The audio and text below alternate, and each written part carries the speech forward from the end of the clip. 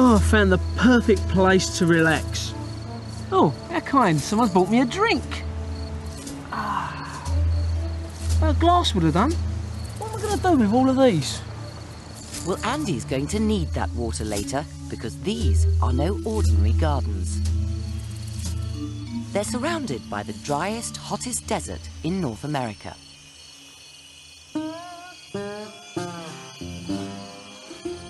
So where in the world has he got to this week? We've sent Andy across the Atlantic Ocean to the southwest of the United States, a 10-hour flight from the UK to the city of Las Vegas.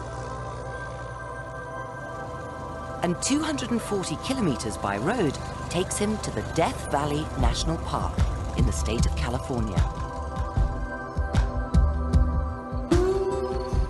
My trip begins in Furnace Creek, a luxury holiday resort in the middle of the desert. But that luxury comes at a price. It's scorching hot. 42 degrees Celsius. Far too hot to do anything. But we've got plenty for him to see and do, finding out all about one of the hottest places on Earth. Death Valley,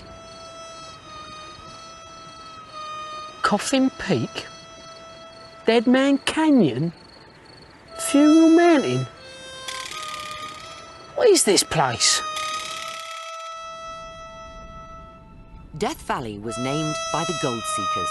150 years ago in the Californian gold rush, they tried to take a shortcut across the valley. It was a big mistake. The heat and the hostile terrain were a deadly combination.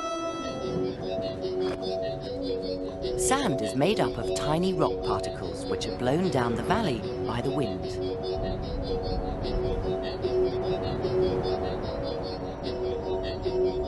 The result? Sand dunes, ripples and waves of sand shaped by the wind. A classic desert. On a calm day, they're beautiful. But during a sand storm, it's pretty nasty out there. Well, seeing the desert, I think I'll slip off back to the hotel now. Oh. In your dreams. Andy's going to discover there's a lot more to desert landscapes than sand. And a good place to start is up here. You can see the whole valley below.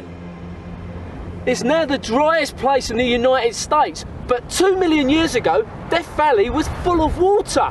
But as it became warmer and less rain fell, the huge lake dried up. But it left something behind, right down there on the valley floor. A thick crust of salt.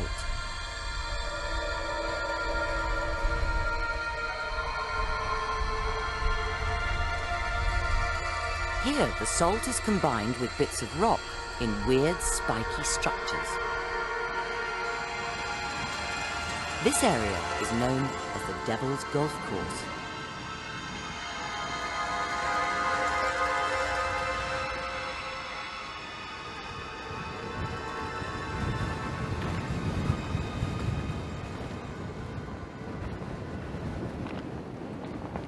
This is salt too, but this time, as the water dried up, it left behind these amazing saucer shapes.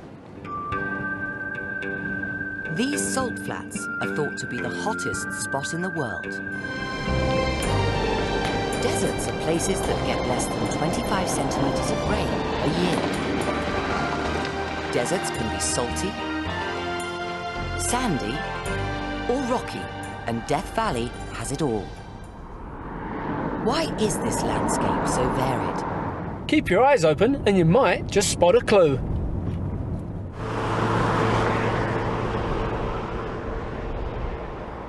Flash floods.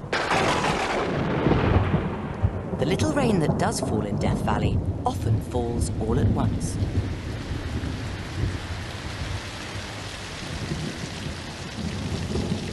These downpours have a huge effect on the landscape and are responsible for creating deep canyons like this. Dale Housley has seen flash floods at first hand. So, Dad, why does the rain have such a dramatic effect on the landscape? The clay does not allow water to soak through, so when it rains up in this great drainage up above here, all of the water is funneled, just like off a plastic sheet, right through this notch. It has great power to pick up boulders, to pick up cobbles, to pick up silt and sand, and carry it, scouring the walls, smashing against the walls. It's dangerous here, but it does carve the canyons that we see today, and there are hundreds of canyons like this in Death Valley. So, Dad, so where does all the rocks and the debris, where does it all end up? They end up out here at the mouth of the canyon. The flash flood, of course, has great power as it comes down these narrows, but when it reaches the mouth, the water drops, the power drops. The large boulders are dropped on the ground at the mouth of the canyon.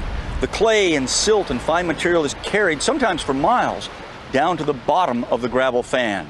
Across Death Valley on the other side are some of the greatest, largest gravel fans in the world. Hundreds of millions of tons of rock have been washed out over millions of years out of the mouths of those canyons. From flash floods to intense dry heat, it's the extreme weather that makes this landscape so extraordinary.